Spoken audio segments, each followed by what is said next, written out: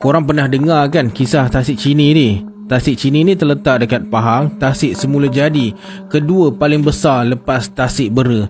Dari dulu lagi, Tasik ni memang penuh dengan cerita misteri. Orang selalu kaitkan dengan mitos naga, macam versi Loch Ness dekat Malaysia lah. Bukan tu je, ada juga cerita pasal kota lama yang kononnya tenggelam dekat dasar Tasik tu. Bunyi memang macam cerita dongeng, tapi orang tempatan memang percaya dan dah turun-temurun cerita benda ni. Jadi kali ni kita sembang pasal legendanya dari zaman dulu sampai keadaan Tasik Chini sekarang ni.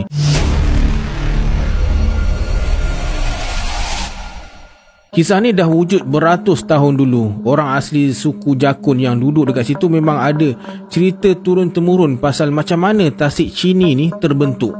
Dulu kawasan tu hutan tebal. Satu kumpulan orang Jakun datang nak buka ladang. Tiba-tiba muncul seorang nenek tua misteri bertongkat. Tegur dorang suruh minta izin dulu sebelum teroka tempat tu. Lepas dorang minta maaf, nenek tu tanam tongkat dia dekat tengah kawasan sambil pesan, jangan cabut tongkat ni. Lepas tu nenek tu terus hilang. Beberapa hari kemudian, masa diorang tengah bercucuk tanam, anjing pemburu asyik menyalak dekat tepi hutan. Rupa-rupanya anjing tu menyalak ke arah sebatang balak hitam besar dan berbau busuk terdampar dekat tanah. Ada seorang pergi baling tugal ke arah balak tu. Tugal ni kayu tajam untuk buat lubang tanam. Sekali baling, darah merah terus menyembur keluar. Diorang semua terus panik. Langit tiba-tiba gelap, guru berdentum-dentam, hujan lebat turun mencurah-curah. Masing-masing lari lintang pukang cari tempat berteduh. Dalam keadaan kecoh tu, ada seorang terlupa pesan nenek tadi. Dia tercabut tongkat sakti yang terpacak dekat tanah tu. Sekelip mata, air memancut keluar kuat dari lubang tu, terus banjirkan kawasan ladang. Air tu tak berhenti keluar sampai akhirnya terbentuklah Tasik besar yang sekarang kita kenal sebagai Tasik Chini.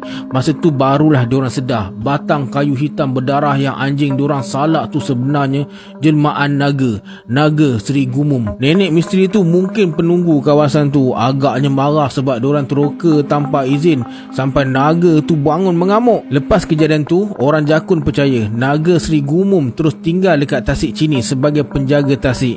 Naga ni orang gambarkan macam naga Asia, bersisik besi. Siap ada cerita kata bukit-bukit sekitar Tasik tu sebenarnya badan naga tu tengah melingkar tidur.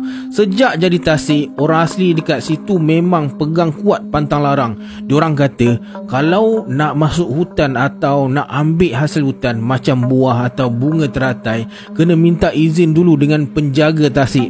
Jangan sebarang capai, cabut atau ambil tumbuhan tanpa buat ritual sikit, takut kena tulah atau nasib malang. Nak mandi atau masuk hutan sorang-sorang pun, lagi-lagi lepas senja diorang tak galakkan langsung. Seram kan?